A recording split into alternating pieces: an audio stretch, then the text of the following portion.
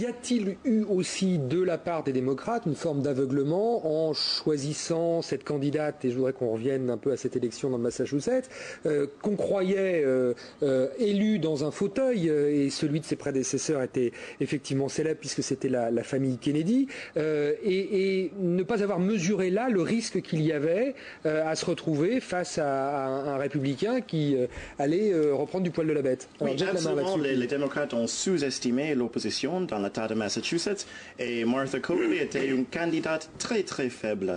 Et Scott Brown, je dois dire, il a un certain charisme et il connaît comment faire un discours. Alors la faiblesse de la candidate démocrate, on peut en parler d'un mot avec quelques anecdotes parce qu'elles sont un petit peu symptomatiques de cette campagne ratée au niveau local mais qui a un impact national. Vous voulez en dire un mot? Non, les anecdotes, je ne sais pas. Moi j'ai l'impression qu'on a revécu la fable du lièvre et de la tortue, si vous voulez. Elle avait au départ 30 points d'avance, donc elle s'en fichait. Elle pensait qu'elle serait élue dans un fauteuil. Et en face, il y avait un petit homme politique, finalement Scott Brown, qui loué un pick-up ou acheté un pick-up, je ne sais pas. Non, c'était le sien. C'était le sien, d'accord, pardon. Donc en tout cas, il a fait sa campagne pick-up, ce qui est quand même un symbole, etc. Et puis il a travaillé, il avait beaucoup d'énergie, et il a réussi à créer une dynamique. C'est une histoire assez classique, dans laquelle quelqu'un pensait avoir une situation acquise, et finalement, l'élection a montré que ce n'était pas le cas. Bon, et pour une anecdote, oui, la politique locale, certainement dans la ville de Boston, l'équipe de baseball est très importante, le Boston Red Sox. Et Curt Schilling, un ancien pitcher pour l'équipe, était avec Scott Brown. Et Martha Coakley a dit, ah oui, bien sûr, il était un Yankee. Les Yankees de New York. Oui. Sont des arch-ennemis. C'est comme si on confondait l'OM et le PSG ici en France. Exactement. Si vous avez dit que Zidane a joué pour l'Angleterre, c'est quelque chose comme ça. Ah bon, il n'a pas joué pour l'Angleterre? Et juste une autre chose, dans une publicité pour Madame Martha Coakley, elle a mal écrit le nom de Massachusetts. Faut dire, c'est normal pour nous, mais c'est compliqué à écrire Massachusetts. C'est pas facile. On ne sait pas trop où sont les deux S et les deux T, dans etc. Quand on lui a demandé si elle pouvait améliorer sa campagne, elle a dit comment? En sortant dans le parc, elle en serrait la main aux gens dans le parc de Boston.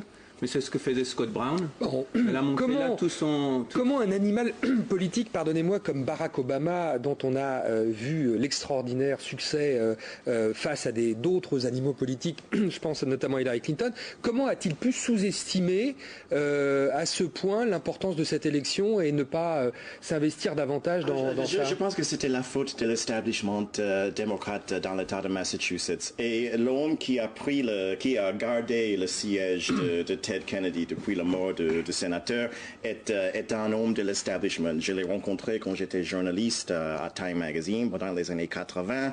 Il est très calme, tranquille. Il aime les gens qu'il connaît et donc il connaissait Martha Coakley. Il n'a pas pensé de la qualité politique. C'est juste quelqu'un dans leur establishment là. Et ça, c'était la grande faute de l'establishment démocrate à Massachusetts. Et alors, sur le rôle des républicains dans le Massachusetts aussi, ils ont été soutenus là aussi au niveau national. Il y a eu de la part du parti républicain une vraie aide pour ce candidat-là. Tout à fait. Pas au début, mais quand on a vu que ces pourcentages montaient, tandis que Martha Coakley n'était pas très populaire, ils ont commencé à l'aider. Et du coup, les démocrates ont aussi envoyé de l'aide. Donc c'est ce qui devait être gagné facilement par la démocrate. Toute la nation a envoyé de l'argent des deux côtés.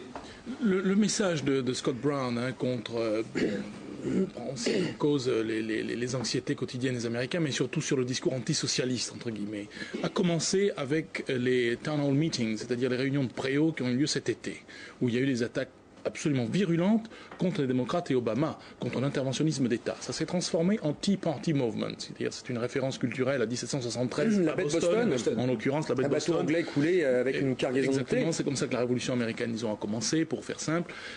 Donc ça résonne culturellement et historiquement très fort aux États-Unis. Ça veut dire que le mouvement anti-étatiste, si vous voulez, s'est amplifié, dépassant sa frange extrême au sein du Parti républicain. Et ce qui induit aussi une deuxième observation, c'est que le Parti républicain reste un parti extrêmement bien organisé, militant, percutant, ce qui n'était pas le cas du Parti démocrate. Alors on va s'interrompre quelques instants, puis dans la deuxième partie du débat, toujours avec nos invités, on va essayer de comprendre ce que va être l'impact, que doit faire maintenant Barack Obama qui, d'ici la fin du mois de janvier, doit prononcer le célèbre et fameux discours sur l'état de l'Union. Est-ce qu'il va changer la donne? Est-ce que ce scrutin va changer la donne? On en parle avec nos invités juste après les dernières infos présentées par Sonia Patricelli. C'est dans un instant.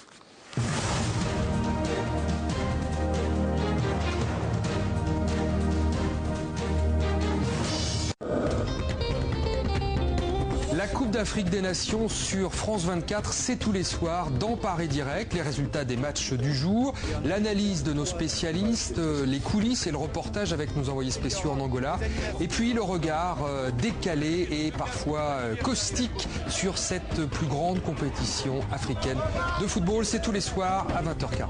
Foot champion d'Afrique, aujourd'hui à 20h40 heure de Paris, sur France 24. Starwood Preferred Guest présente une promotion hiver exceptionnelle. Bénéficiez de réductions jusqu'à 40% dans les hôtels participants en Europe, Afrique et Moyen-Orient en payant avec votre carte Mastercard. Profitez de votre séjour avec Sheraton, 4 Points by Sheraton, W Hotels, Aloft, Le Méridien, Westin, The Luxury Collection et Saint-Régis. Réservez maintenant et payez avec votre carte Mastercard. Découvrez cette offre sur spg.com/mastercardtv.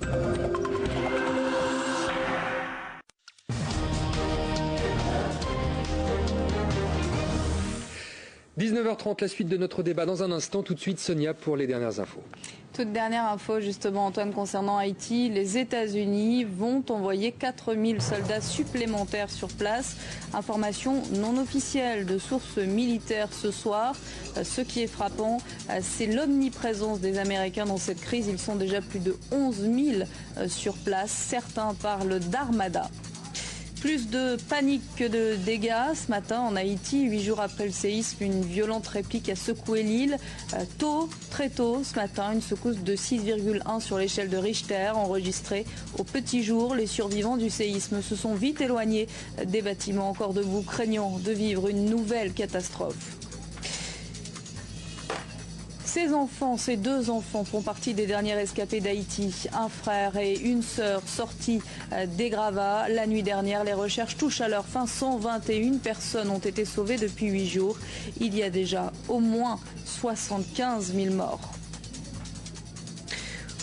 Au Nigeria, un dernier bilan des violences dans le nord du pays fait état de 464 morts, au moins 20 000 déplacés. Des violences interreligieuses et un bilan non officiel à Jos. Les violences entre chrétiens et musulmans sont entrées dans leur 4e jour malgré désormais la présence de l'armée. L'Afrique où se joue la Coupe d'Afrique des Nations de football. En Angola, les deux qualifiés du groupe C sont l'Égypte et le Nigeria. Ils joueront les quarts de finale. Et puis toute dernière information, Antoine, la police allemande annonce à l'instant la fin de l'alerte à l'explosif dans l'aéroport de Munich. Merci beaucoup Sonia et on vous retrouve à 20h précise pour un nouveau journal complet. On parle toujours de Barack Obama et de cet anniversaire ou de cette claque. En tout cas, les deux surviennent au même moment. La claque, c'est l'élection d'un sénateur républicain dans le bastion démocrate du Massachusetts. Et l'anniversaire, c'est ses 1 an à la Maison-Blanche. Pour en parler avec nous toujours, Yannick Mireur, il est le fondateur de la revue politique américaine. Il y a Pascal Richer qui est rédacteur en chef à Rue 89. Eric Zvan, membre de Republicans Abroad.